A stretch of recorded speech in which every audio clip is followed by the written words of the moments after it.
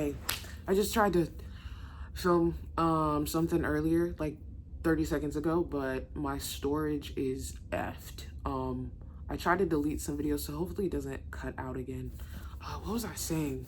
Oh, I just watched my video yesterday. Y'all let me have my collarbone out like that. Y'all didn't say nothing.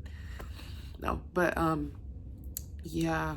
What was I saying in that video? Damn, and I was on a roll too. If you couldn't tell, I just woke up. To be honest, today, I'm just not feeling it. I just woke up with anxiety. And this is not coming from nowhere. I woke up with anxiety because I stayed up all night on that mother is that damn phone. My mother was right, it's that damn phone. I got off work at 9:30 and I'm thinking this new shift that I have, oh, like it sucks, but I'm still like, it's fine. It's not gonna affect my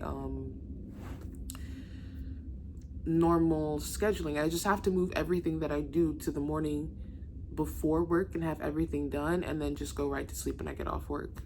Honey, that's not been the case. Like, I can't, I hate saying I can't do things because that's just, yeah, I don't like that. But it feels harder to go to sleep just right after work, and I'm hungry, and my job's more interactive, so it's harder to just like, I can't really, I could, but it makes it harder to just be working at the same time as I'm making food. So I'm eating dinner at like an ungodly hour, and it's just, yeah. And then it got, when I stayed up till 5 a.m., not doing anything productive, by the way. I stayed up till 5 a.m. scrolling. That's such a waste of life. Scrolling is such a waste of life. And I'm embarrassed to even tell y'all what my screen time is because it's crazy. My screen time is crazy. Yeah, I really need to start looking for a new job because this is, I can't enjoy my life. Like I don't have a routine. Yeah. So usually, I'm feeling a little bit insecure. Usually when I film these videos, the past 4 days, I've woken up, I've taken a shower, gotten ready, did my makeup, stuff like that, and I said, oh, it's in the name. I told myself, oh, it's in the name of routine. But if I'm being honest with myself, I was doing that, like getting ready, putting my makeup on, so that I felt more comfortable coming on camera. And I think that's fine, but I also just have to be comfortable with my own appearance. If I didn't say this already, if you couldn't tell, I just woke up. See, the fact that I even feel like I need to say that, because in my mind, I'm thinking, damn, you look crazy right now. So let me say something before you even think of something negative about me. But then it's like, even if you did think of something negative about me, I'm not doing this for you. I'm not doing this to look good for you. You know what I mean? I have to make sure that I'm not gonna lie to you, I have no drawers on right now. I'm just, oh, yeah. I woke up feeling very negative. I woke up just like, oof, it's already 9. It's already 9 a.m. Like, I barely have any time for myself before I start work again. And my job is not, actually, I don't even want to talk about my job. My job just pissed me off. There's something I wanted to talk about today. Low-key, I forgot. But, okay, the video is still going, so I think I did good with my storage. Anywho, oh, I really need to start waking up and saying or writing down 3 things that I'm grateful for, and just having what I used to do when I lived in Houston. I used to have affirmations all around my mirror, and they weren't just like affirmations that you hear on the internet, like, oh, I'm so smart, I'm so beautiful. No, they were affirmations pertaining specifically to me, like things that I struggle with, adding like an affirmative add, what am I trying to say? Instead of just of like a random thing that I see online that sounds good, I make the affirmation specific to me. So if it's something that I struggle with, so like, I'm trying to think, for example,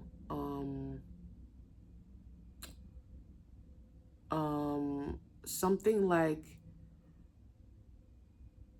let me try to find it on my iPad so I can be, because I really want you to understand what I'm saying, you know? Oh, I do this thing when the sun goes down, I put my red light on because it affects your circadian rhythm or something like that. I would like to study more about circadian rhythm and like just take a lot better care of my body in all aspects, because like, again, one of my biggest fears is looking back in my life and being like, dang, I should have done this. Dang, I should have done that. Dang, I wish I had done this. I wish I had done that. That type of stuff. Okay, I'm chatting right now. Let me find the, hello? Oh, okay. Let me find, sorry, 1 second.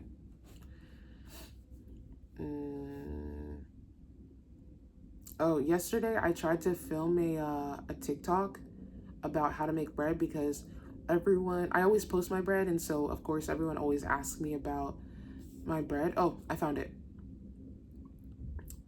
Okay, so an affirmation that I wrote, I can't show you guys because I don't have my hijab on and the whatever, but it says, the next version of myself is waiting for me. So that's an affirmation that I wrote because I struggle with feeling like I can become the person who I eventually want to be. But if that's the person who I have the desire to be, that version of me already exists somewhere out there in the universe. I just have to get to that person, and that person is waiting for me.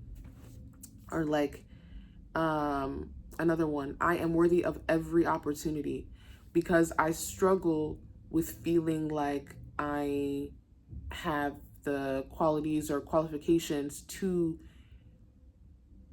be able to even like try at something. So I self-sabotage and I stop myself before I even try to do whatever it is that I'm trying to do. It's never too late to become the woman that I'm meant to be.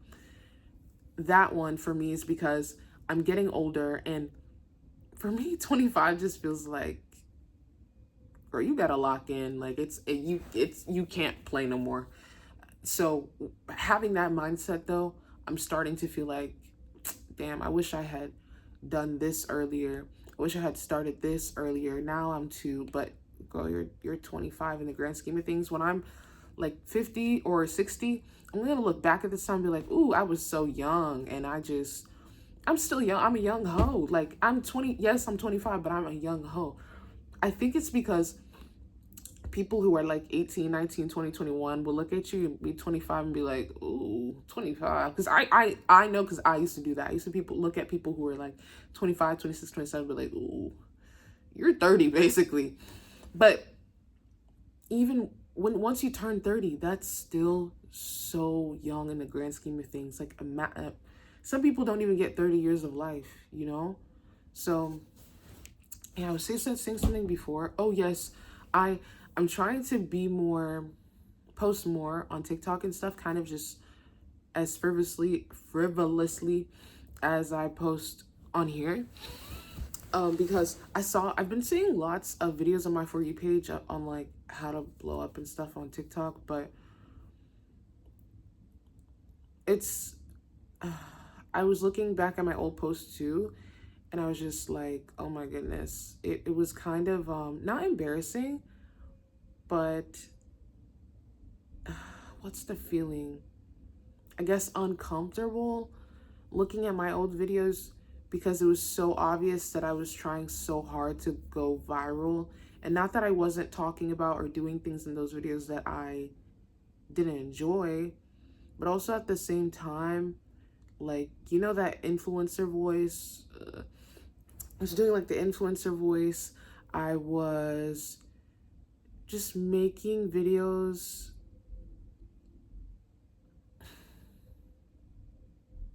It was just too much. Like, I don't know how to say it because I wasn't making videos just to go viral. Of course that's what I wanted, so it was like a whole, I don't know how to explain it really. But I just didn't like the way that I was posting. I was being an amplified version of myself, which is kind of what you have to be when you want to post on social media. But it was an amplified version of myself that I wasn't necessarily okay with, that didn't make me feel proud. Now currently doesn't make me feel proud of myself. I keep saying this, but if I am to be a person who is well known, I want it to be for being myself. I only want people to know me at that level if it's for me being myself, because once you get to that a certain level, that's what people expect you to be like. And people having expectations of me is already so anxiety inducing. I can't do it. I need you to just have the lowest expectations of me. That's ugh. But yeah, so I posted a video yesterday. I was talking about Love Island and how I watched Love Island for the very first time last year, and I really wish I didn't do that. The only good thing that came from it was Alandria, honestly. I love Alandria so much. Oh my gosh, she's such a baddie. Ugh. But yeah, and I remember my Ustad Murphy, he had said like, you guys, what are you guys doing? Like, you shouldn't be watching this. Love Island is haram. And he's right, it is haram. But I let like internet culture get to me. And now, right now, Love Island is going on, and so people are posting their think pieces and edits and all that kind of stuff. And I keep clicking, not interested, not interested, not interested, not interested. And for some reason, it just keeps coming up on my feed, and I'm just like, oh my gosh, I cannot escape Love Island. It's like literally every day I will see a live about people talking about Love Island, which why do people do that? I mean, maybe they're making money from doing it, but I really just could not imagine myself making a life about talking about other people. It just feels like such negative energy. Unless you're making actual valuable commentary about the content. And I was a sociology major, so like Love Island is such like a social experiment to its core, and that's how I was watching it. But also, when I watched it last year, I just got so mad to just see how women in reality television are treated. I never grew up watching reality TV because I wasn't allowed to. And so, like in the last 2 years or so, I've been watching a lot more reality television and just seeing how Black women are treated, dark-skinned Black women are treated it's so frustrating, and it gets me so angry. And genuinely, last season of Love Island got me so angry to a point of like, I was just like, I cannot be letting a TV show affect me like this. I cannot allow a TV show to affect me in my life like this, you know? It's too much. So yeah, I was just like, no, I shouldn't be watching this anyway. Like, it's literally softcore. Like, it's just nasty. I shouldn't have. It's when you're watching something, it's another form of ingestion. So ingesting something like that is just I don't want no parts of it anymore. So yeah, that's basically what I said in the video. I would like to get in the habit of not just obsessively checking like how many views, how many likes, just posting it and letting it be. Because I saw this TikTok yesterday that was like, what did the guy say? He said, anytime you post on TikTok, it's like a free lottery ticket. And that is so true. Like, and when you think of it that way, you will just start to think of it just like, oh, why would I not be doing this? Like, why would I not be posting it?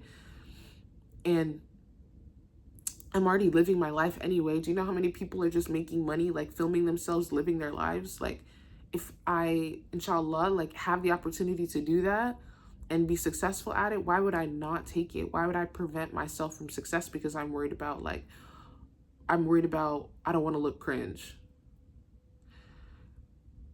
Success is really just on the other side of cringe. If you really think about it, yeah, I believe that for sure. So I was making a TikTok yesterday about how to make bread because, I make homemade stuff. And I was just like, oh, this will be a good video to make. And as I was making it, the way that my apartment is set up, the living room is right here, and my roommate's room is literally right here. So I was worried. I was like, while I was talking, I was like, oh my gosh, what if she hears me? Like, this is so embarrassing. Just overthinking it. And it took me making bread. It literally takes me like what, 5 minutes to like put everything together.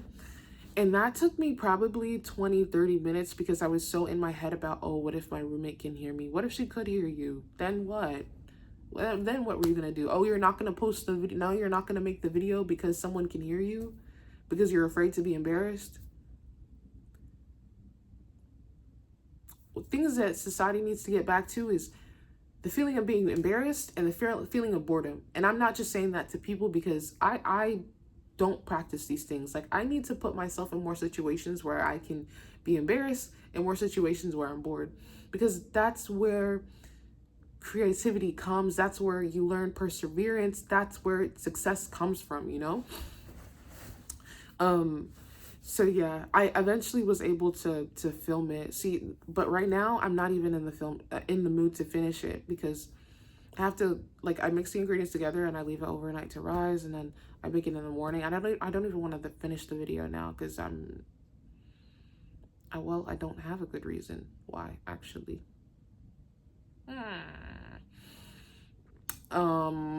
See, this is me self-sabotaging because right now what I'm trying to do is I'm trying to come up with a reason why I shouldn't finish the video.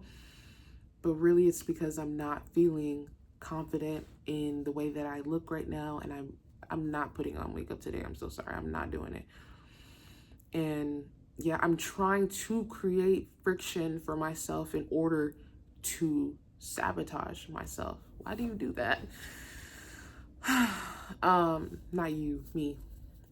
Well, you are me. It changes all the time who I'm speaking to when I make these videos. Sometimes I'm just like, I'm genuinely talking to you. Sometimes I'm speaking to myself, like the version of myself who's watching this video. Yeah. I don't ever want to be like, when I first became Muslim, I really thought I wanted to be like a sheikha or an ustada or something like that. But I don't ever want to be the person who has the answer, because I really don't. I really don't have the answers. I'm not saying that all Islamic teachers claim to have that, but there is a certain weight that's carried with those kinds of titles, and I don't want to be that. And even just like outside of Islamic scholarship, I don't ever want to be a person in life who seems like I just have everything figured out. I just want to be able to share my experience and be able to advise you according to my experience, because that's all I can do. Like, I can live my life and show you how I lived it. That's literally it. And nobody really does have all the answers. Really, what I will say, people try to make things, and this is just a capitalism thing too. Capitalism tries to make you feel like the answers that you need, the answers you are only going to find outside of yourself, whether that be a product or a person or a location or a vacation. The answers that you need to solve your problems are outside of yourself. That's simply not true. Everything that you need is, you already have it. You already have everything that you need. The answers that you need are already within you. Like what you need to feel happy is something that you already have. Like I don't believe that God would ever create us to make us seek from things outside of ourselves or outside of him. That's dunya, bro. That's literally dunya. But I said dunya weird. Or did I? Or am I overthinking it? Who knows? Yeah. Well, this is getting fun actually. I'm glad I filmed today. I really was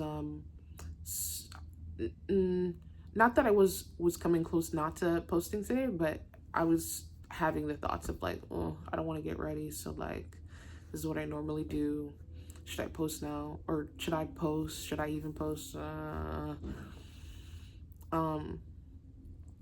Yeah, this is a great form of therapy. But yeah, I do need to get on having three. Okay, this is what we're gonna start with. Okay, 3 affirmations to start off with when I wake up, and writing down 3 things that I'm grateful for. Maybe I could include them in these 2. Okay, let's start. I'm gonna do the affirmations. Okay, not affirmations, like what I'm grateful for, because it's so easy to lose sight. It's so easy to lose sight of that, because again, the world tries to make you feel like everything that you need is outside of yourself. But no, those are not needs. Those are your desires. Those are, yeah. What am I grateful for? I'm grateful that I have a family, that I can just call and speak to, and like I could just, whenever, like my I don't know if I should talk about it, but yeah, my parents are actually getting divorced, and my stepdad's family still treats me like I'm from, they've always treated me like I'm their own blood. And if I called them today to be like, hey, like I'm struggling, like I need to come over, they would let me stay as long as I needed. But yeah, just having a family that is supportive of my emotional well-being. I'm grateful for the ability to travel for free, because a lot of people dream to be, as much as I dislike my job, a lot of people dream to be in the position that I am, to just be able to go wherever, whenever, however. I could literally just, like, if I wanted to go right now and come back in a day, I could, like, flight paid for. And that is such a blessing that I really don't think about much, because it's become so normal to me. So normal to me. So normal. I'm trying to say it in an Australian accent. So normal. So normal to me. So normal to me. Was that good? Anyway, when a blessing in your life becomes so normalized, you forget to be grateful for it, and you forget the value of it. Damn, that was a word. Okay, number 3. I'm grateful for the ability to just be myself. Yeah. I'm grateful that for my awareness, as hard as it is to struggle so heavily with anxiety, I'm grateful to just be aware that I need to change, and something needs to, like, I need to make a shift in my life. And that when you start to live really truly for God and for yourself, it's so easy to spot when other people are not doing that. And I don't look at those kinds of people with disgust. Like, I look at them, I feel heartbroken for them, because what did you have to go through in life to make you feel that way about yourself, bro? Like, it's so sad. So yeah, I'm grateful for the ability to always come back to myself, because there are times where I do, kind of stray away from that. But to be able to recognize that and remind myself and come back to, like, hey, I'm not living my life. That's such a crazy thing to think about. If you really think about the words that I'm saying, bro, I'm not living. Why are you living your life? Why are you living your life for other people? Does that make sense? No. Live your life for you and for the person who, or not the person, astaghfirullah, and for the being who created you. Do you know what I mean? Because that makes no sense. You're living your life for other people. Oh, hell no. But yeah, that's it. I think I want to say. Again, I really, really do appreciate you listening and getting my thoughts out. This is getting easier and easier every day. And I'm so grateful for the ease of it. I'm grateful for the ability to even have the freedom to share my thoughts and have it be experienced or observed and listened to by other people. I'm chatting now, but yeah, bye.